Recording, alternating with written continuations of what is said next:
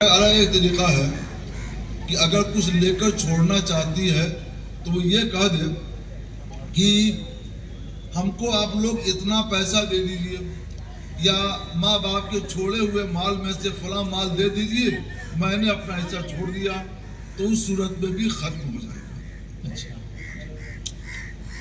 بیوی نے اپنی انکم سے جو سامان خریدا تھا اپنی آمدنی سے، وفات کے بعد اس کا وارث کون ہوگا؟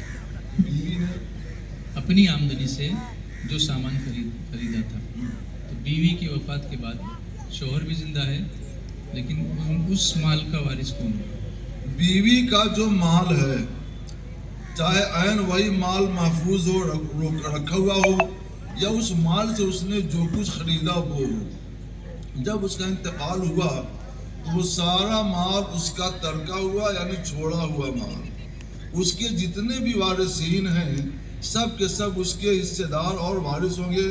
وارثوں میں شوہر بھی ہے، بیوی کا، اس عورت کا باپ بھی ہے، ماں بھی ہے، اور اس کی اولاد بھی ہے، یہ سب لوگ اس کے وارث بنیں گے۔ جی، تو جب ان کی وارثوں کی فہرست ملے گی پھر ہم بتائیں گے کہ ماں کو کتنا ملے گا، باپ کو کتنا ملے گا، بیٹوں کو کتنا ملے گا، بیٹوں کو کتنا ملے گا۔ جی جی، اب پوچھ کہ آپ لیجیے، بنوا لیجیے، تو اس صورت میں صرف شوہر اس کا مالک ہے۔ جی، شوہر مالک ہو تو بھی اس کے وارث اس کے بال بچے ہوں گے، شوہر اور بیوی مالک ہوں تو بھی اس کے وارث ان کے بال بچے ہوں گے، جی دوسروں کو نہیں۔ جی، ایک صاحب پوچھتے ہیں، پتہ نہیں کیا ہوا ان کے ساتھ، مگر پوچھ رہے ہیں کہ اگر بیوی ناراض ہو کر میکے چلی جائے اور واپس نہ آئے تو پھر میں کیا کروں، اور کیا اس کا خرچہ مجھے مائکے میں بھی دینا ہوگا؟ آپ نے اپنی بیوی کے ساتھ جو زیادتی کی ہے، آپ جائیے، وعدہ کیجئے کہ اب مجھ سے یہ زیادتی نہیں ہوگی، مجھے معاف کرو اور میرے گھر چلو آباد کرو۔ وہ انشاءاللہ آ جائے گی، اور میں اس سے کہتا ہوں کہ اگر شوہر نے تمہارے ساتھ زیادتی کی ہے تو معاف کر دو اور سمجھاؤ کہ آئندہ آپ زیادتی نہ کریں اور ان کے ساتھ رہو، انشاءاللہ گھر آباد ہوگا۔ کبھی کبھی لوگ اپنی اولاد کسی اور کو دے دیتے ہیں، کسی کی اولاد نہیں ہوتی ہے تو اس کو دے دیتے ہیں، تو وہ بچہ جو کسی اور نے گود لیا ہے اس کو اس کے باپ کی، اصل باپ کی پراپرٹی میں حصہ ملے گا یا نہیں؟ اصل باپ جو اس کا اپنا اصلی باپ ہے، حقیقی باپ ہے، جی، اس کا جب انتقال ہوگا تو اس میں اس بچے کا، اس لے پالک کا حصہ ہوگا، اور پورا حصہ ہوگا، جتنا اس کی اور اولاد کا، بیٹوں کا حصہ ہوتا ہے اتنا ہی اس کا بھی حصہ ہوگا۔ اچھا، اور اس باپ کی پراپرٹی میں جس نے اس کو گود لیا ہے؟ نہیں، جس نے اس کو گود لیا ہے جی، یہ حقیقت میں باپ نہیں ہے، ہاں، یہ اس کا مربی ہے، یہ اس کا ولی ہے۔ جی، تو یہاں میراث کا قانون نہیں جاری ہوتا ہے، یہاں احسان کا قانون جاری ہوتا ہے۔ شریعت میں، اسلام نے 2 قانون جاری کیے ہیں، ایک احسان کا قانون جاری کیا ہے اور ایک میراث کا قانون جاری کیا ہے۔ میراث کے قانون میں اس کا حصہ نہیں ہے، احسان والے قانون میں اس کا حصہ ہے۔ شریعت اس کو حق دیتی ہے کہ اپنے لے پالک کو، منہ بولے بیٹے کو جتنا بھی چاہے اس کی ضرورت کے حساب سے اس کو دے دے، اس کو مالک بنا دے، باقی جو چھوڑ دے گا اس میں اس کی دوسری اولاد وارث ہوگی۔ اچھا، جی، انگیجمنٹ ہو گیا، جی، منگنی ہوئی اور اسی وقت نکاح بھی ہو گیا،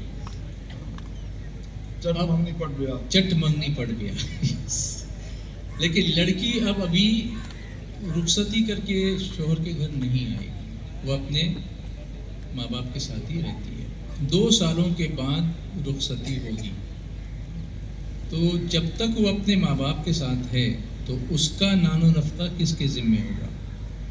ماں باپ کے ذمہ ہوگا یا شوہر کے ذمہ ہوگا؟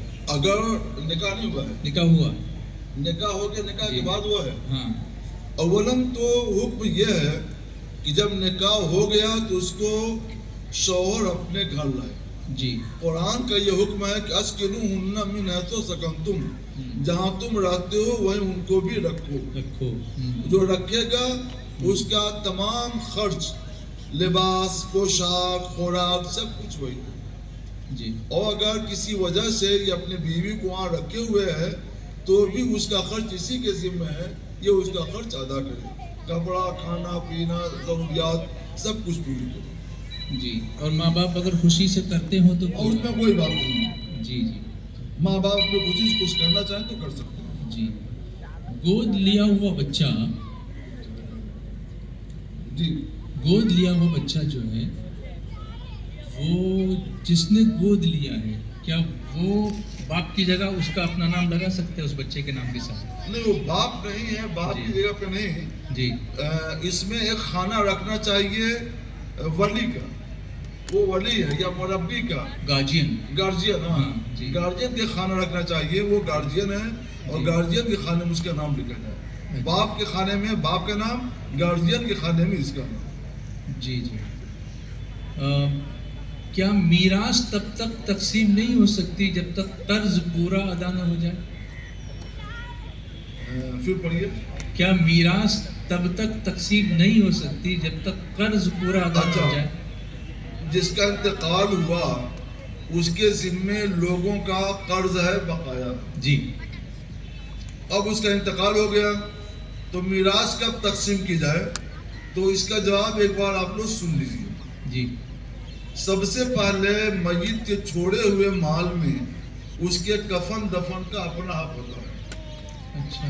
اس کے پیسے سے اس کا کفن دفن کا انتظام کیا جائے. اسی میں سے کرنا ہے؟ اسی میں سے کیجیے یا اپنے پاس سے کیجیے. اچھا، یہی پوچھنا تھا. اگر کوئی اور نہیں کرتا ہے جی. تو اپنے اسی پیسے میں سے کیا جائے گا.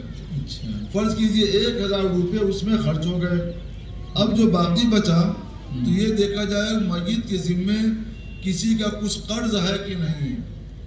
بیوی کا مال باقی ہے، وہ بھی قرض ہے. دوسرے لوگوں کا قرض ہے تو وہ بھی قرض ہے.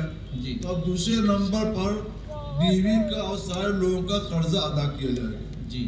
ایک ایک پیسہ جب قرض ادا ہو جائے تو اب یہ دیکھا جائے گا کہ میت نے کسی غیر وارث کے لیے تھوڑی بہت کچھ وصیت کی ہے کہ نہیں.